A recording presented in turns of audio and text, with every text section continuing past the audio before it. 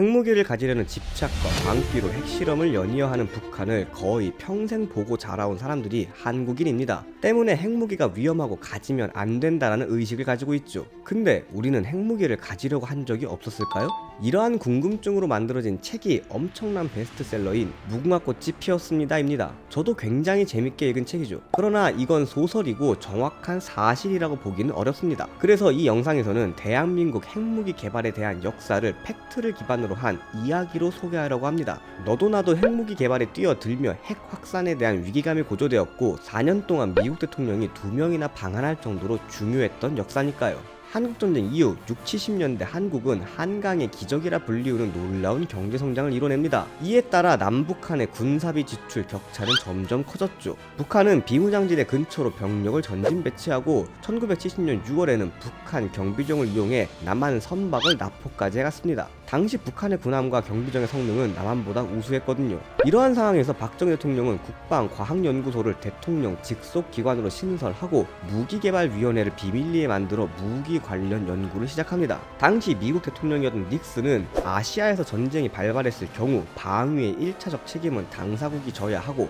미국은 선택적이고 제한적으로 제한할 것이라는 이른바 닉슨 독트린을 발표합니다. 박정희는 매우 놀라며 미국으로 향했습니다. 미국의 극동 방위선에 한반도를 빼버린 에치슨 선언으로 한국전쟁이 일어났던 과거를 기억한다면 이 닉슨 독트린은 엄청난 충격이었죠. 샌프란시스코까지 가서 닉슨과 주한 미군에 대한 회담을 하고 돌아왔습니다. 그러나 71년 3월 국무장관 헨리 키신저는 아시아 주둔 미 지상군의 단계적 철수 계획에 따라 주한 미군 7사단 3만 명을 철수시키고 1975년까지 모든 주한 미군을 철수시키겠다라며 통보해옵니다. 이에 자주국방에 대한 열의는 더욱 높아지죠. 그리고 당시는 중국이 이미 핵무기 개발에 성공하여 국제사회에서의 발언권이 강해졌고 인도, 파키스탄, 이스라엘, 남아공, 대만 등이 핵무기 개발에 박차를 가하고 있었습니다. 그리고 북한에서는 소련으로부터 연구용 원자로를 도입, 원자력 유학생 양성 등 핵무기 개발의 단계를 밟아나갔죠. 한국 정부에서도 타국과의 유리한 협상 카드로 활용하기 위해 핵무기 개발을 진행합니다.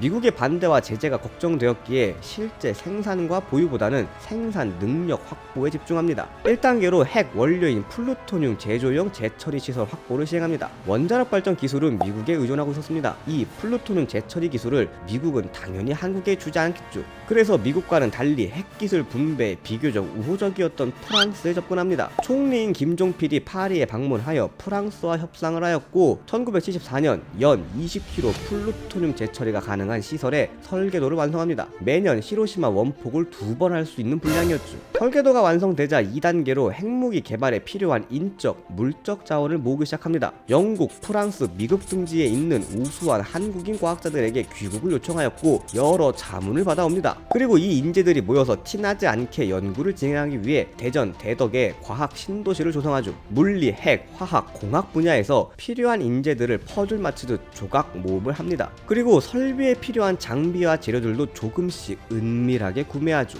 중화학공업화 정책의 일환으로 계획 조성된 공업도시 창원에 핵 개발 관련 기업인 현대양행 공장을 짓고 제조시설 건설을 시작합니다. 1973년부터 1981년까지 8년간 중화학공업 육성과 핵 무장이라는 장기 프로젝트가 계획 실행되죠. 근데 이때 인도가 핵실험에 성공을 하고 맙니다. 전 세계는 크게 놀라며 핵무기 확산에 대한 두려움이 증폭되어 갑니다. 그러자 핵 확산을 막기 위해 미국은 핵무기 관련 소재에 대한 각국의 수입 데이터를 면밀히 분석하기 시작하죠. 그 결과 남한의 핵 개발 계획이 밝혀지고 맙니다. CIA 한국 지부는 비밀리에 남한을 조사하였고 조사 결과 한국이 핵 개발 계획 2단계를 시행 중이고 10년 이내 핵무기 생산 운용 능력 확보가 가능하다는 결론을 내립니다. 백악관은 한국의 원자력 연구소, 국방과학연구소, 청와대, 국방부 등 각종 부처 관리에게 CIA 요원을 파견하여 핵무기 개발 중지를 압박합니다. 거기에 화려한 점정으로 1974년 11월 미국 대통령 포드가 방한하죠. 포드는 방한하며 핵무기 개발을 중단하라. 중단하면 남한에 대한 군사적, 경제적 지원을 지속할 것이고 주한 미군 완전 철수도 철회하겠지만 계속 진행한다면 모든 지원을 끊겠다며 당근과 채찍을 말합니다. 하는 수 없이 1975년 한국은 핵 확산 금지 조약에 서명하고 주한 미군은 일부만 철수합니다. 하지만 한국의 핵 개발을 계속 의심하는 미국, 지속적으로 미국은 남한 정부 측에 협박 아닌 협박을 하며 하며 확인과 관찰을 합니다. 자꾸 핵 관련 개발을 하면 주한미군 철수와 해구산 회수뿐 아니라 경제적으로도 압박을 하겠다고요. 이런 미국의 견제에도 멸공과 자주국방을 위해 핵 개발을 지속해간 박정희와 한국 정부, 당시 목표했던 81년이면 핵무기 개발을 완료할 수 있다는 확신을 합니다. 박정희는 1981년 국군의 날에 완성된 핵무기를 공개하고 대통령직을 사임하겠다는 계획을 참모진들에게 말했다고 합니다. 뭐 진짜인지는 미지수지만요. 그리고 실제로 프랑스로부터 핵 재처리 기술을 확보했고 핵심 자재들을 밀반입하는 데 성공합니다. 이때 바다 건너 미국에서는 1975년 베트남전 패전의 후유증으로 영화 포레스트 검프에 잘 표현되어 있듯이 해외 파병에 대한 부정적 여론이 들끓고 있었습니다. 전쟁 반대와 인권을 강조하며 대통령에 당선된 인물이 지미 카터였습니다. 카터는 대통령에 오르자마자 주한 미군 철수를 주장하며 한미 관계는 한층 더 악화가 됩니다. 그러다 1978년 한 사건으로 인해 한미 관계는 역사상 최악으로 치닫게 됩니다. 바로 미 대사관과 CIA에서 청와대를 도청한 사실이 드러난 거죠. 박 대통령과 한국 정부는 당연히 노발대발, 청와대는 핵무기와 미사일 개발 계획을 전면적으로 수립하고 시행하려 합니다. 이렇게 폭주하는 한국을 미국은 그대로 둘 수 없었습니다. 한국이 핵무기와 미사일 개발에 본격적으로 착수하면 중국, 소련, 북한, 대만, 일본의 군비 증강 또한 연쇄적으로 일어나서 동북아의 전쟁 가능성이 증폭될 것이 뻔했으니까요. 그리고 지정학적으로도 냉전 시기 최전선에 있는 한국은 미국에게 너무나 중요했습니다. 그렇기에 1979년 7월 지미 카터는 전격적으로 한국을 방문합니다. 공항으로 대통령과 참모진들이 직접 마중을 나가고 대대적인 환영 행사, 카 퍼레이드를 하며 지미 카터를 국빈으로 극진히 맞이하는 박정희 대통령, 그리고 웃으며 화답하는 지미 카터. 겉으로 보기에 둘의 사이는 너무나 좋아 보였고 한미 동맹은 문제가 없을 것처럼 보였습니다. 그러나 실상은 그러지 못했죠.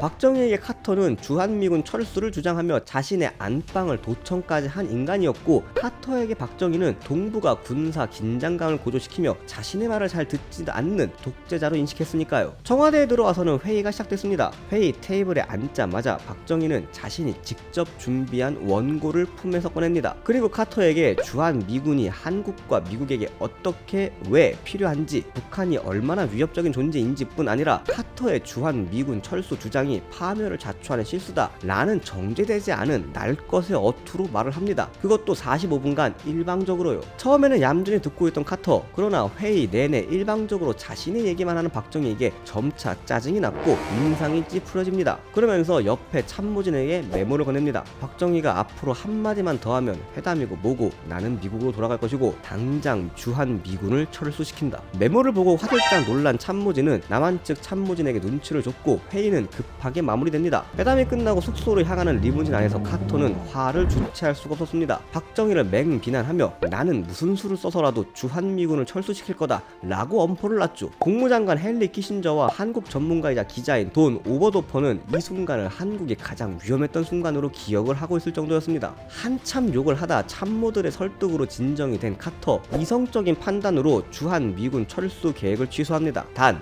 두 가지 조건을 먼저 이행하라는 단서를 달았죠. 1. 주한미군이 지켜주는 게 아니라 대한민국 국군이 지키는 거다. 남한 군사력을 증강시켜야 함. 단 핵이 아닌 다른 방법으로. 2.